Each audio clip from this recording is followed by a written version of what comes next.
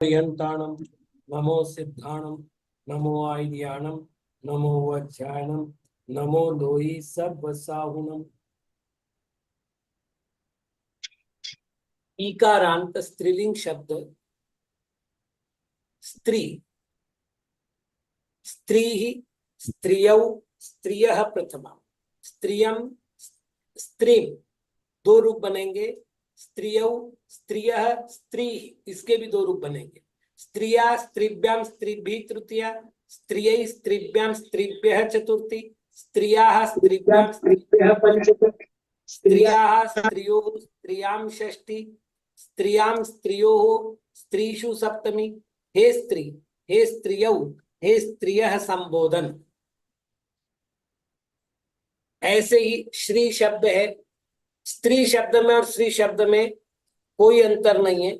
श्री ही स्त्रियौ श्रियः प्रथमा, श्रियम श्रीम, श्रियौ श्रियः श्री ही द्वितीया, श्रिया श्रीभ्याम श्रीभिः तृतीया, श्रियै श्रिये श्रीभ्याम श्रीभ्यः चतुर्थी, श्रिया श्रियः श्रीभ्याम श्रीभ्यः पंचमी, श्रिया श्रियः श्रियोः श्रीणाम षष्ठी, श्रियाम श्री श्रियोः श्रीषु सप्तमी।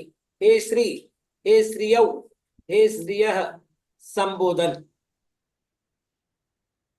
परसों की चर्चा में हम एक ये नियम देख चुके थे, निश्चिंता के अर्थ में जब यावत अथवा पूरा शब्द लगता है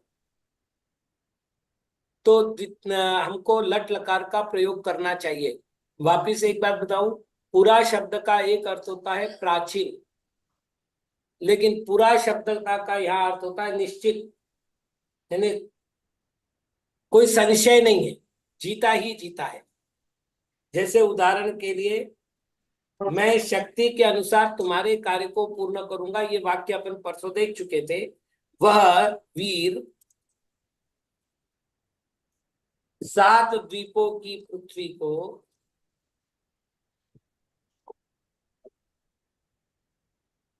अवश्य जीतेगा।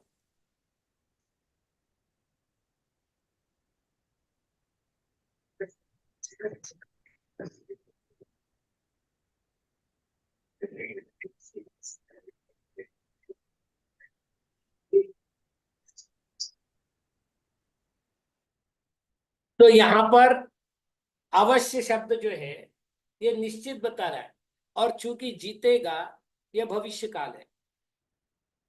लेकिन हम ये कह रहे हैं कि निश्चिंता हो, यावत या पूरा शब्द का प्रयोग हम कर रहे हो तो फिर लट लकार का प्रयोग करना चाहिए। तो जैसे हमने किया, पुरा सवीरः सप्तद्वीपां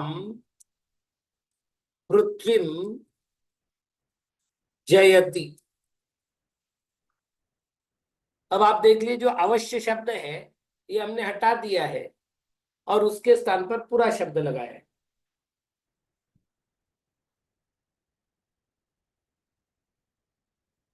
नौवां नियम है, अन्न आदि देकर स्वर्ग को प्राप्त करने की इच्छा करने पर अथवा ऐसा करने पर ऐसा होगा, ऐसी अनिवार्यता का बोध कराने के लिए विकल्प से लट लकार का प्रयोग।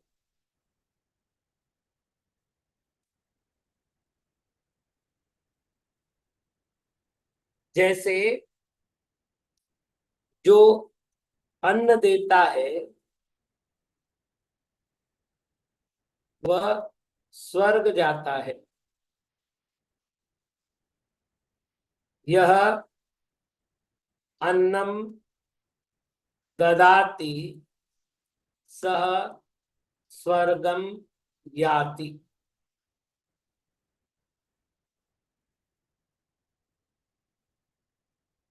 अब चूंकि विकल्प से लट है, यदि लट का प्रयोग नहीं करते हैं तो हम भविष्य काल का प्रयोग कर सकते हैं। यो अन्नम दास्यति स स्वर्गम यास्यति।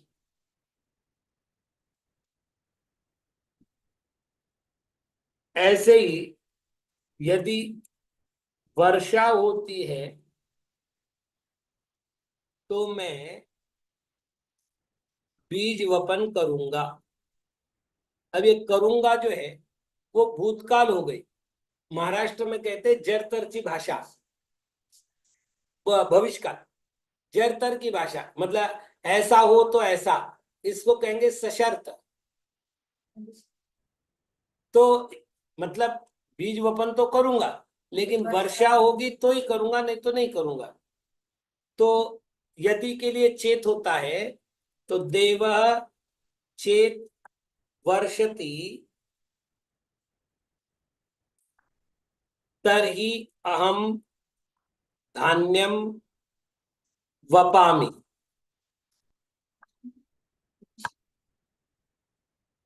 विकल्प से लट लकार का प्रयोग। चलिए, यदि ऐसा नहीं करते तो देव चेत वर्षिष्यति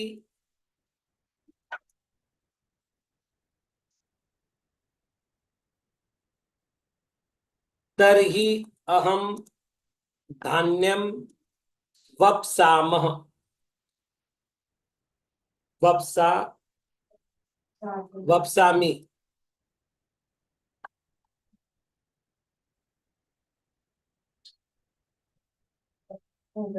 वप्स्यामि।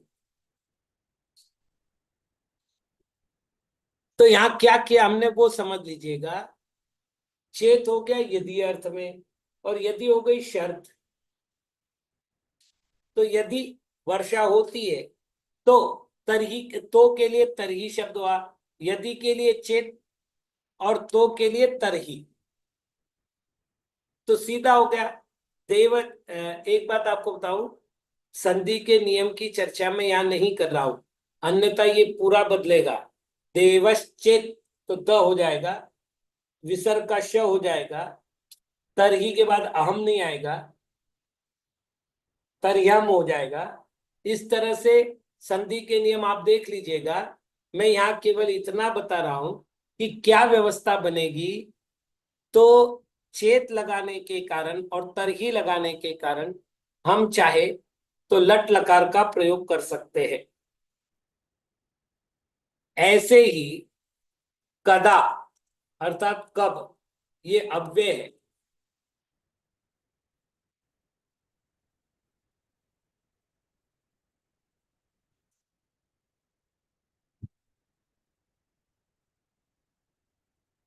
प्रश्न आया है कि दोनों में एक ही लकार होगा क्या, पहले में वर्तमान दूसरे में भविष्य नहीं ले सकते क्या।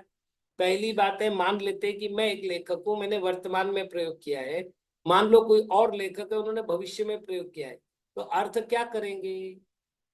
तो यहाँ विकल्प का अर्थ ये होता है कि हम सारे ही अ, संभावित विकल्पों को सामने रख लेते हैं। अब हमारी मर्जी, हम जिसका प्रयोग करें। अब हम जिसका प्रयोग कर रहे हैं वो यदि हम कर रहे हैं, वैसे दूसरे की अपनी अभिलाषा है कि वो क्या कर रहा है, उसकी अपनी वाक्य रचना स्वतंत्रता है। तो हमको अध्ययन के काल में दोनों चीजें पता होनी चाहिए, और प्रयोग काल में हम कोई भी एक करें, अच्छा है। तो कदा का अर्थ है कब, और करही का अर्थ भी है कब।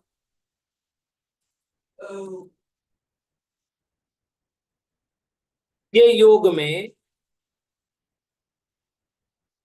भविष्यत अर्थ में लट का प्रयोग।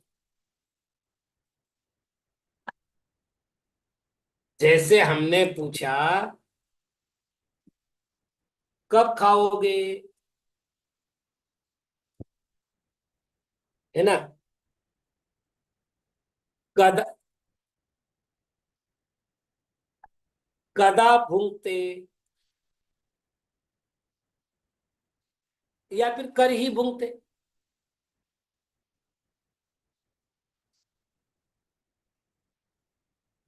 अब भूंगते जो है भुज धातु है, जिससे बना है। तो चूंकि आत्मनेपदी है तो भुंगते, ये लट लकार अन्य पुरुष,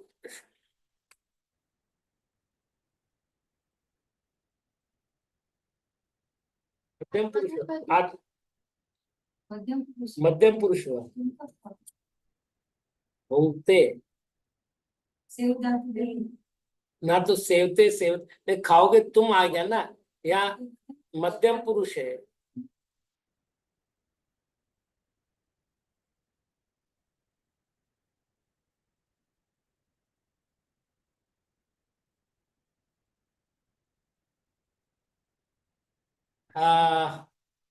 जी, यहाँ पर एक वाक्य दिया है, यह अन्नम ददाति स स्वर्गम यास्यति। यहाँ पर म हलंत चाहिए या अनुस्वार चाहिए, ऐसा आ सकता है क्या? तो बाधा नहीं है। अर्थ हम ये करेंगे, जो अन्न देता है वह स्वर्ग में जाएगा, मतलब जो अन्नदान करता है वह स्वर्ग में जाएगा, ऐसा अर्थ बनेगा, और इसमें कोई बाधा नहीं आती।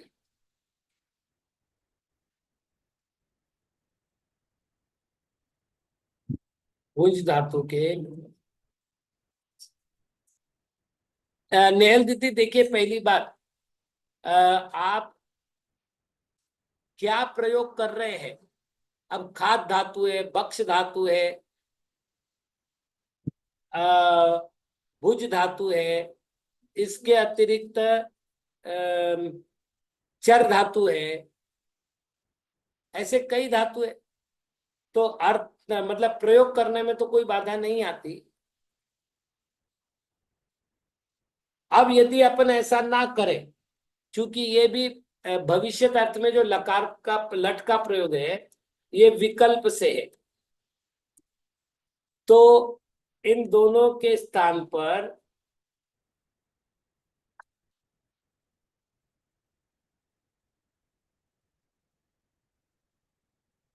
भोक्ष्यते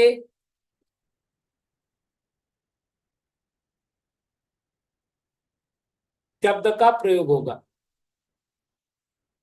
मतलब भविष्य का। इन्होंने अन्य पुरुष का प्रयोग किया है। भुंजेते भुंजनते, भुंजेते भुंजेते भुंजनते।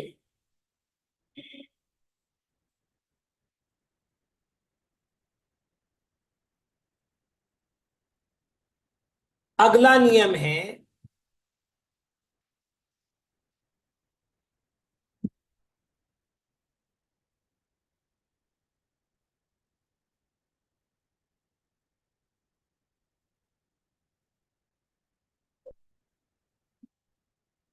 प्रश्न सूचक भविष्य के अर्थ में विकल्प से लट का प्रयोग होता है।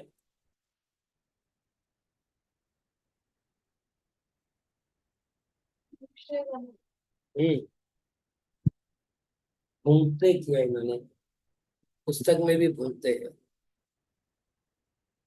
जबकि कर्ता जो है मत तुम आएगा छिपा हुआ।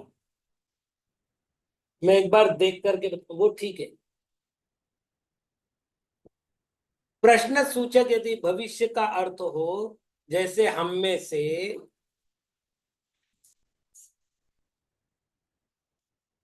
कितनों को भोजन कराओगे,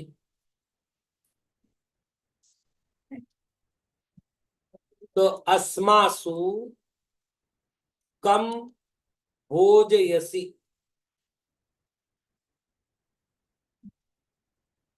और यदि विकल्प छोड़ देते हैं तो भोज इष्यसि, अर्थात भविष्य काल।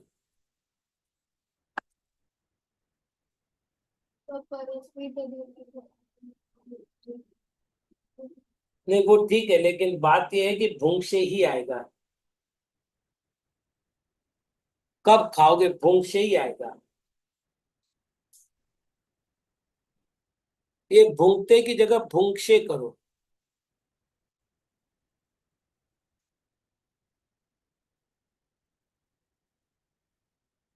और ते की जगह यहां भी से करो। थोड़ा सा एक जानकारी आपको दूं इस विषय में। मैंने कहा कब खाओगे, तो वाक्य में मुझे जो कमी नजर आ रही है वो है इसमें कर्ता नहीं दिख रहा है। अब हमें कर्ता ढूंढना है। तो खाओगे शब्द जो है ये मध्यम पुरुष है हिंदी में, तो इसका कर्ता होगा तुम। तो यहाँ लुप्त करता है और लुप्त करता है तुम कब खाओगे। चूंकि मध्यम पुरुष का वाक्य है इसलिए क्रिया भी मध्यम पुरुष के एक वचन की आएगी। तो ये अपना लट लकार का विषय पूरा हुआ। मतलब अपने 11 नियम लट लकार से संबंधित हुए। एक छोटी सी जानकारी कि हम लोग जो धातुओं का प्रयोग कर रहे हैं, इस धातु का प्रयोग करते समय कुछ नियम दिए हुए हैं। वो है धात्वादेश। धातु का आदेश होता है। जैसे पा धातु, इसका होता है पिब। ग्रा धातु है, इसका होगा जिग्र। स्था धातु है, इसका होगा तिष्ठ। दा धातु है, इसका होगा यच्छ लट लकार में। जी धातु है, इसका होगा जय। अब इसका आदेश तो ना कहे अपन, क्योंकि जी का जय तो गुण के कारण होता है।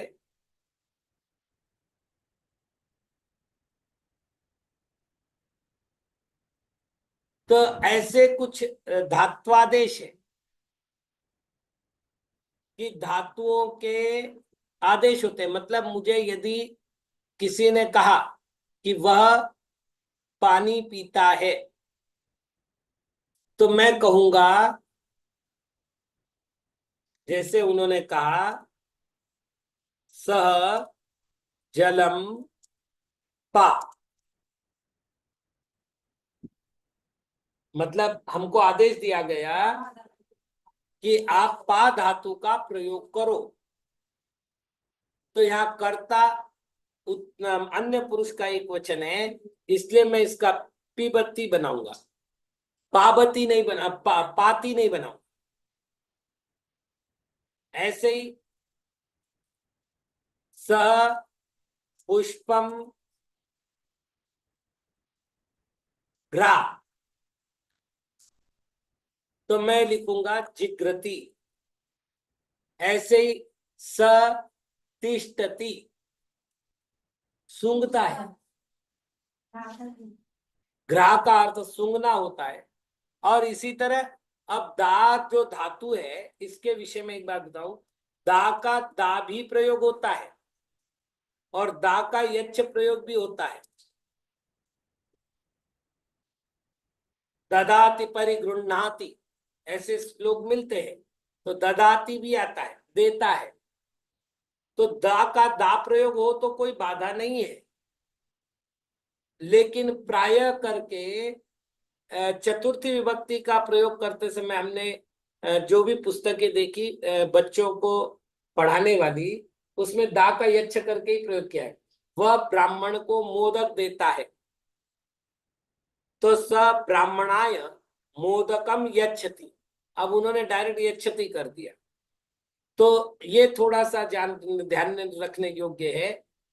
बाकी कुछ धातु ऐसी है जिनका जब प्रयोग कर रहे हैं तो गुण करने की विधि मालूम हो जाए तो ये सारी बाधाएं नहीं आवे। अपने पास अभी समय है तो थोड़ा सा अपन लंग लकार की पहले विधि देख लेते हैं, फिर नियम देखेंगे। तो लंग लकार ये सामान्य रूप से भूतकाल अर्थ में प्रयोग होता है। इसके क्या क्या नियमावली है बाद में देखेंगे। इसके जो प्रत्यय है वो है त, ताम, अन, विसर्ग, तम त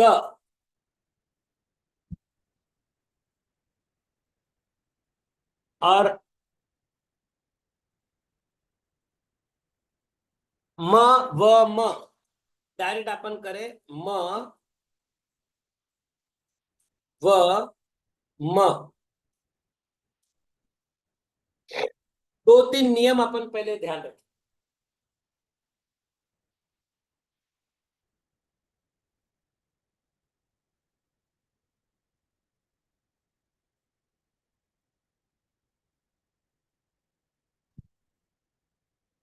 अब आप दो तीन नियम ध्यान रखो। यदि व्यंजन आदि में व्यंजन हो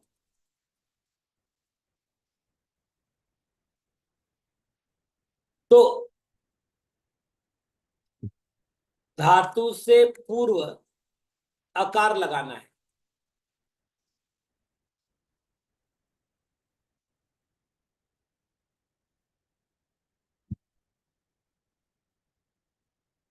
मतलब धातु के आदि में व्यंजन हो, जैसे भू धातु है, पट धातु है, लिक धातु है, हस धातु है, तो ये सब व्यंजन आदि में है। ठीक है ना। यदि धातु के आदि में स्वर हो तो धातु से पूर्व आ को जोड़ना है और आ के साथ स्वर की वृद्धि होगी। क्यों होगी अपन उसका उदाहरण देखते समय करेंगे। और तीसरा नियम हुआ कि उत्तम पुरुष के द्विवचन और बहुवचन में आकार के स्थान पर आकार होगा। अब अपन स्वर धातु भी देखे, व्यंजन धातु भी देखे और करके देखे क्या क्या व्यवस्था होती है। तो जैसे हमने लिखा भू दंत, तो ये कह रहे हैं कि व्यंजन आदि में हो तो धातु के साथ पहले आपको आकार जोड़ना चाहिए। तो अपन डायरेक्ट ही आकार जोड़ देते दंत। फिर अपन ने क्या किया था, भू धातु के साथ शप प्रत्यय का प्रयोग होता है और शप का अ रहता है, तो अपन कर लेते अभू धन शप, शप का अशेष रहा दंत।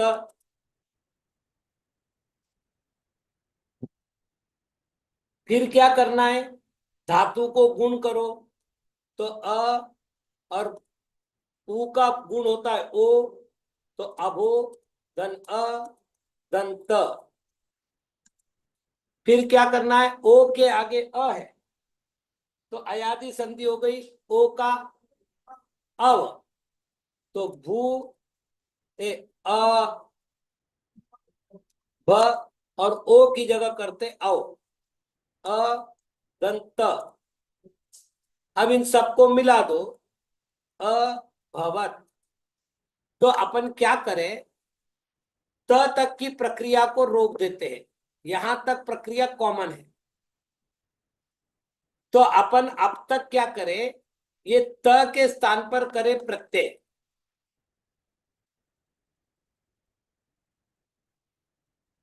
तो आपको एकदम सरल हो जाएगा क्योंकि आपके 9 प्रत्यय यहां पर।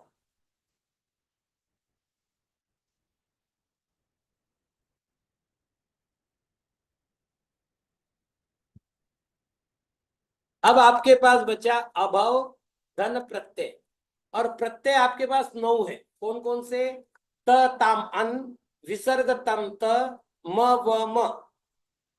तो आपके पास क्या बना, अभव शब्द तो बन गया। अब आपको करना क्या है, अभव धन त, अभवत उत्तम पुरुष का एक वचन,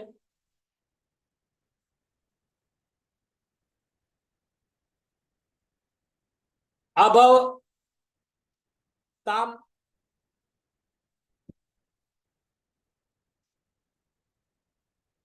तो अभवताम, अभव दंत अन, अंतु क्यों आएगा? अभवन,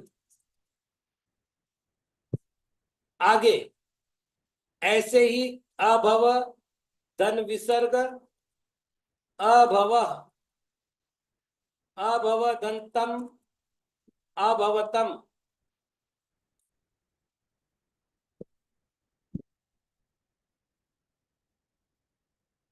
अभवदंत, अभवत। ये हो गया मध्यम पुरुष का एक वचन, द्विवचन, बहुवचन। अब उत्तम पुरुष में एक वचन में म हलंत है, तो अभवम, द्विवचन में अभव धन है व। अब इन्होंने क्या नियम बनाया था, द्विवचन और बहुवचन में अ के स्थान पर यहां आ करना। ये कर्तरी शब्द का अ था, यहां पर हमने आम किया, तो क्या हुआ, अभवाव। ऐसे ही अभव धन्म बराबर अभवाम।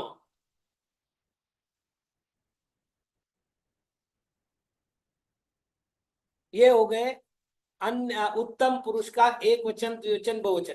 मतलब मैं आपको प्रक्रिया में सरल करने का प्रयत्न कर रहा हूं। प्रक्रिया की इस विधि को हमने भू धातु लिया है, भू धातु में प्रत्यय जोड़ करके हमने एक प्रक्रिया पूरी कर ली और कॉमन फैक्टर लेके आया।